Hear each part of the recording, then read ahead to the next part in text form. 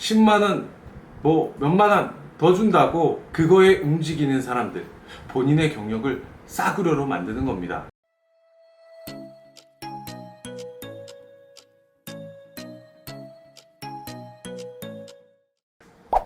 안녕하세요, 잡바다입니다. 오늘은 많은 분들께 좀 마음의 상처가 될 수도 있는 내용입니다.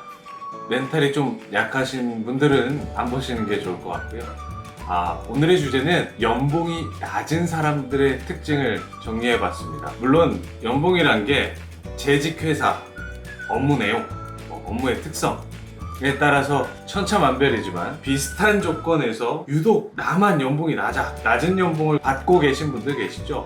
그런 분들 이야기입니다. 추가로 경력이 쌓이지만 높은 연봉을 기대하기 어려운 케이스, 그리고 연봉을 깎아먹는 케이스라고도 말씀드릴 수 있을 것 같아요. 오늘 내용에 해당되시면 여러분 정신 차리시고 지금부터라도 제대로 하셔야 됩니다.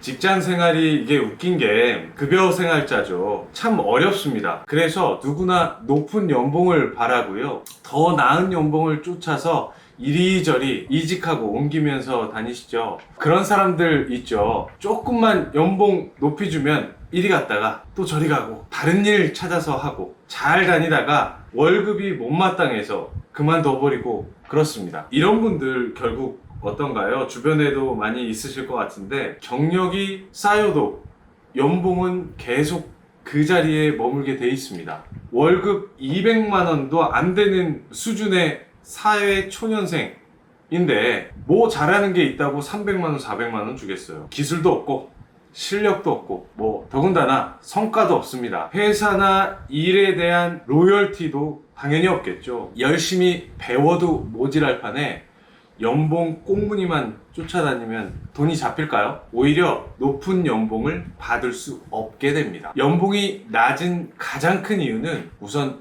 실력 부족입니다. 가르칠 게 많으니까 그런 사람들은 사회에서 돈을 많이 안 줍니다. 그리고 성과가 일단 없죠. 그러니까 뭐 한 게 없어. 뭐라도 좀 해놓은 게 있어야 조직에서, 기업에서 이뻐하고 한 푼이라도 더 줄 텐데 아직 뭘 한 것도 없기 때문에 언제든 대체 가능한 인력으로 분류되는 거죠. 대체 가능하면 왜 그 사람을 돈을 많이 주어가면서 쓰겠어요? 여러분도 잘 알다시피 기업은 개인보다 훨씬 스마트하고 합리적인 결정을 합니다. 당연히 손해보는 장사는 안 하겠죠. 고비용 저효율 인재를 쓰는 이유는 세상 어디에도 없습니다. 근데 이런 대체 가능한 인력이 월급이 적다고 징징거려요.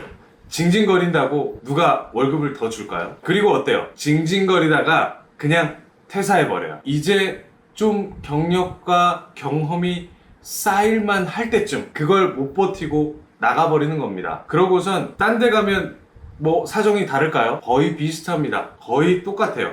여튼 한 돈 10만 원 정도 더 줘. 그래서 그쪽으로 가게 됩니다. 그러다 보니까 어때요? 나 쟤랑 실력 비슷한데 왜 쟤보다 적게 받지? 왜 나만 덜 받지? 하고선 또 열받습니다. 실력은 있어도 성과가 없는데 더 줄 게 없죠. 그러다가 이 일 못하겠다. 새로운 일 해버리자. 그래서 다른 일을 찾게 됩니다. 그러면 어떻게 되죠? 그나마 있었던 실력도 다 사라지고 새로운 일을 하게 되는 거예요. 그러면 또 능력 없고 실력 없고 가르칠 게 많은 대체 가능한 인력이 돼버리는 겁니다. 급여나 뭐 연봉 많이 받겠어요? 그렇게 이리저리 기웃거리다가 2, 3년만 한번 보내보세요. 그러고서는 첫 회사에 같이 다니던 동료랑 한번 만나보세요. 그 동료는 돈을 쫓아다닌 당신보다 더 높은 수준의 연봉을 받고 있을 겁니다. 그분은 그 회사에서 착실히 능력과 성과를 인정받았고 이력도 건강해서 더 큰 조직으로 더 나은 조건으로 이직하게 되었다고 가정해 봅시다. 그러면 여러분들보다 점점 그 격차가 벌어지게 되는 거죠. 그래서 여러분 연봉이 낮은 겁니다. 돈을 쫓았기 때문에 실력과 경험을 쌓기 전에 돈 했기 때문에 세상이 알아차린 거예요. 실력은 없는데 비싸. 누가 여러분을 비싼 값으로 쓰겠어요? 점점 가성비가 떨어지는 인재가 돼버린 거죠. 모든 일이 그렇습니다. 아무리 몸 쓰는 일을 해도 신입과 경력 3, 4년 있는 분들의 차이는 어마어마합니다. 그 몇 년을 견뎌냈기 때문에 남들보다 소득이 올라가는 거고요. 그걸 못 견디게 되면 남들보다 낮은 수준의 연봉을 받게 되는 겁니다. 일반 직장인도 마찬가지입니다. 대체 불가능한 인력이 되어야만 연봉이 올라갑니다. 종종 이런 일들 생깁니다. 학생들 중에 어디 취업하고 싶니? 그러면 앞뒤 안 가리고 그냥 사무직이요 이래요. 그럼 이력서에 뭐 사무직 할 어떤 경력이나 경험, 뭐 니즈가 있나 보면 아무것도 없어요. 근데 왜 사무직 하고 싶냐? 그러면 그냥 마냥 편해서요 라고 그럽니다. 아무거나 사무직이면 되겠니? 그러면 그렇대요. 결국엔 이 친구 뭐 아무데나 사무직 가게 돼서 한 반년 하다 보면 월급 적게 준다고 그만둡니다. 나만 적게 준다고요. 그러다가 판매직 하는 친구 만나서 보니까 판매직 하는 친구보다 적게 받는다고 판매직 하고 싶대요.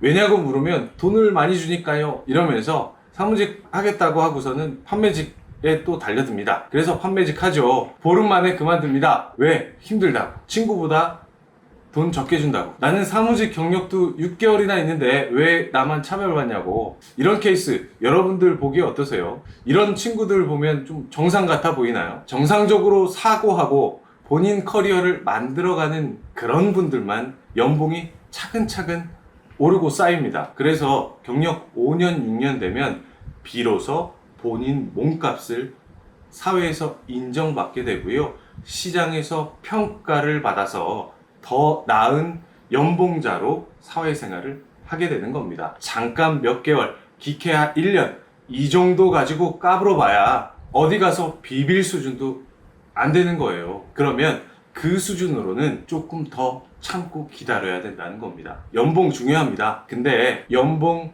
100만원, 1000만원 단위의 차이를 만들기 위해서 노력해야죠. 10만원, 뭐 몇만원 더 준다고 그거에 움직이는 사람들, 본인의 경력을 싸구려로 만드는 겁니다. 몇십만 원에 움직이고 이리저리 이직한다? 여러분 경력은 단돈 몇십만 원으로도 살 수 있는 흔한 경력, 싸구려 경력이라는 걸 반증하는 겁니다. 뭘 좀 하면 진득하니 까불지 말고 몇 년을 좀 쭉 해보세요. 그래야 돈이 따라옵니다. 제발 본인 경력을 1년, 2년 단타 경력으로 만들지 마시고 10년, 20년 건강하게 쌓아나간다 생각하시고요. 멀리 보세요. 그래야 초저연봉자 신세를 면하게 됩니다. 대체 불가능한 인력으로 거듭나게 되는 거죠.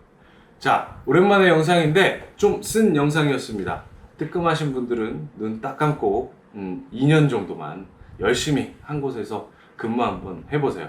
그러면 조금씩 달라지기 시작할 겁니다. 다음 영상으로 다시 인사드리겠습니다. 미래가 여러분을 지켜보고 있습니다.